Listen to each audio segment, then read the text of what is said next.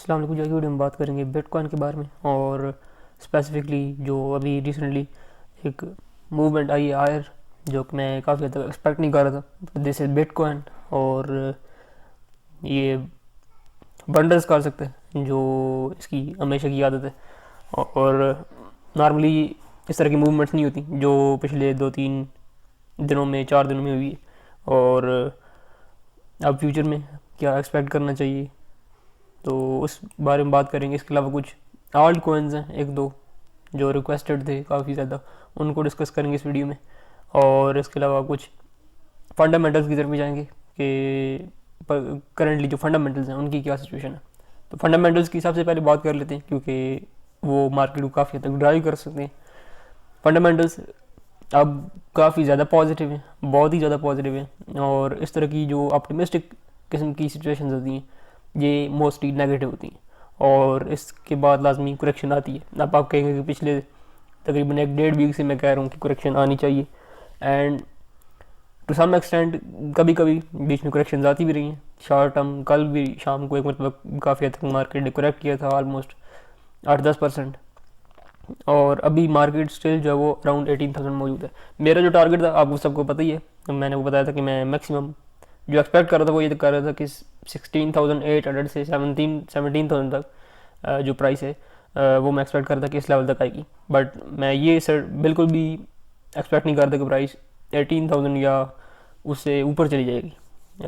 But this is bitcoin again, और इस तरह की मूवमेंट्स इसमें काफ़ी हद तक नॉर्मल होती हैं।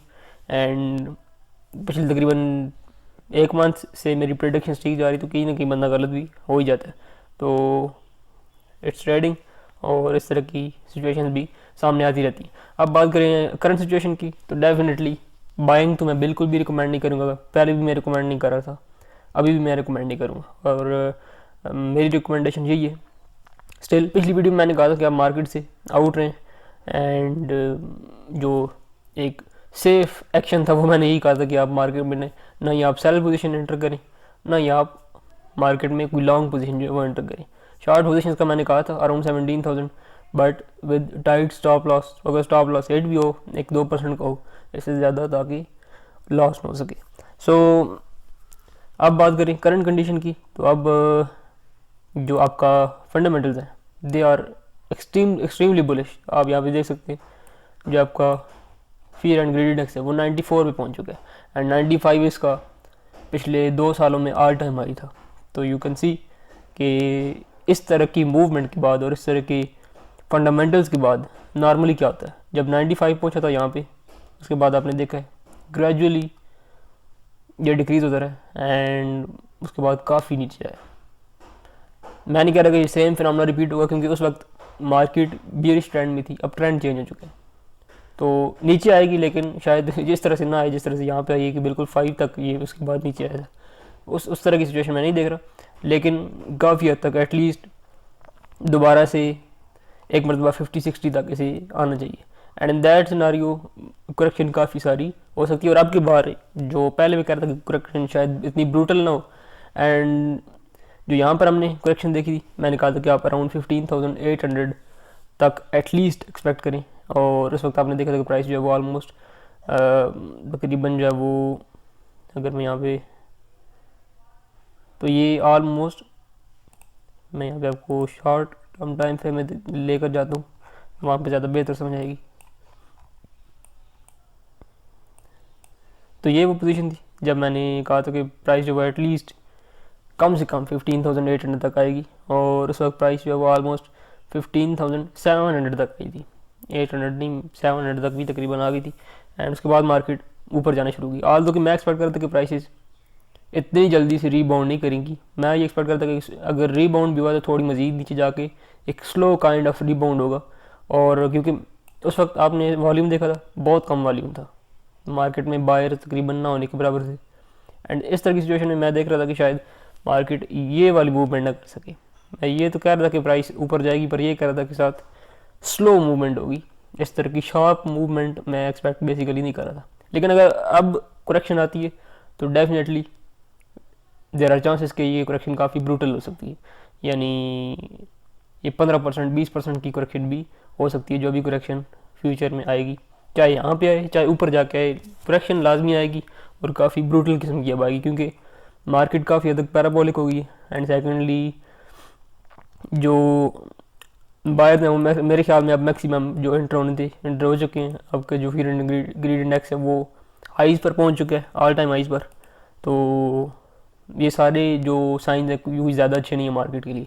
अब की सिचुएशन अब बात करें तो यानी फ्यूचर में टारगेट्स क्या होने चाहिए उनकी बात करें अगर, तो अगर आपने यहाँ पर ट्रेड ओपन करनी है डेफिनेटली परफेक्ट जो आपकी जो प्रॉफिट एंड लॉस रेशो है वो कम्प्लीटली यहाँ पे पूरी होती है। एंड जो टारगेट्स हैं वो आप ऑलमोस्ट 16,500 16,500 का एटलीस्ट टारगेट जो है वो सेट कर सकते हैं। प्राइस इन लेवल्स तक दोबारा से आनी चाहिए, इनसे नीचे भी जा सकती है, लेकिन ये यानी मिनिमम टारगेट्स हैं। जिस तरह से मैंने रिसेंटली पिछली वीडियो में मैंने बताए थे 15,800 का टारगेट दिया था, वो मैंने एक मिनिमम टारगेट दिया था कि कम से कम इस लेवल तक प्राइस आएगी और उसके बाद शायद रिबाउंड करे। वो प्रेडिक्शन ठीक थी, लेकिन वो प्रेडिक्शन इस तरह से गलत हुई है कि मैं गलत वो इस तरह से कहता हूँ कि मैं ये शार्प मूवमेंट जो वो एक्सपेक्ट नहीं करता। मैं एक्सपेक्ट कर रहा था कि 15,800 तक अगर यहाँ से रीबाउंड होता भी है तो एक स्लो रीबाउंड होगा और प्राइस इतनी ज़्यादा ऊपर नहीं जाएगी, ऊपर जाएगी लेकिन शायद 16,800 17,000 तक जाके रीबाउंड हो जाएगी, लेकिन प्राइस जो वो ऊपर ही जाती रही। एंड जब इस तरह की कैंडलस्टिक बनती हैं जिस तरह की ये, तो ये काफ़ी ख़तरनाक सिनारियो है मार्केट के लिए, और वैसे फंडामेंटल की सिचुएशन भी आपके सामने। तो अब टारगेट जो है वो एटलीस्ट 16,500, नीचे भी प्राइसेस बदली जा सकती है, लेकिन ये कम से कम टारगेट आप सेट कर सकते हैं। एंड जो स्टॉप लॉस है इससे ऊपर रख सकते हैं, आपकी आराम से जो आपकी प्रॉफिट एंड लॉस रेशियो है वो पूरी हो सकती है। ठीक है जी, तो एक शॉर्ट ट्रेड यहाँ पे बनती है, आप ले सकते हैं। अब बात करें जो आल्ट कॉइन्स की बात कर रहा था मैं, तो उसमें एक तो सिया कॉइन था, एंड जैसे इसके बारे में पहले बात कर चुका हूँ कुछ वीडियोज़ में। तो ये काफ़ी पुराना प्रोजेक्ट है और मैं तो आपको लॉन्ग टर्म पर्सपेक्टिव दूंगा। देयर आर चांसेस कि जो सिया कॉइन है वो हो सकता है यहाँ से ब्रेक डाउन करे एंड थोड़ा लोअर जाके, यानी हो सकता है ये 10-12 सदोशीज़ तक भी आ जाए and then it will rebound. Chances है कि फ़िलहाल के लिए ब्रेक डाउन ये कर सकता है। तो क्योंकि आपको जो डोमिनेंस है वो पकड़ में नहीं आ रही, वो बिल्कुल बेकाबू हो चुकी है। एंड अगेन ये भी कोई ज़्यादा अच्छा साइन नहीं है, क्योंकि डोमिनेंस मोस्टली उस वक्त ही जाके बेकाबू होती है जब बिटकॉइन बहुत ज़्यादा ओवर प्राइस्ड हो जाता है, और यानी एक जो रिटेल इन्वेस्टर है उसकी पहुंच से जब बाहर हो जाता है। एंड अब वो हो चुका है, क्योंकि अब पाकिस्तानी रुपीज़ में देखें तो आज मेरे ख्याल में कोई 28-29 लाख हो चुका है। तो ये आम बंदे की पहुंच से तो बाहर है, आम बंदा इसको बाय नहीं कर सकता। सो जब इस तरह की सिचुएशन होती है तो मोस्टली ये एक यानी रेड फ्लैग आप कह रहे हैं मार्केट के लिए ये होता है। तो सिया कॉइन मैं एक्सपेक्ट करूँ कि फर्दर डाउन मूव कर सकता है। अब एक और कॉइन, एंड इसकी काफ़ी कम्प्लेक्स सिचुएशन है, दैट इज़ वी सिस्टम। अब इसमें मैं आपको मेनली एक चीज़ दिखाना चाहता हूँ जो बहुत सारे कॉइन्स में करंटली हो रही है और लोग इस वजह से काफ़ी परेशान भी हैं।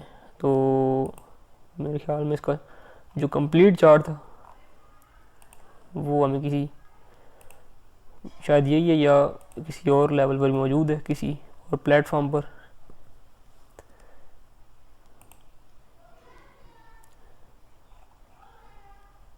सो आई थिंक इतना ही है इसका चार्ट, इससे ज़्यादा नहीं है।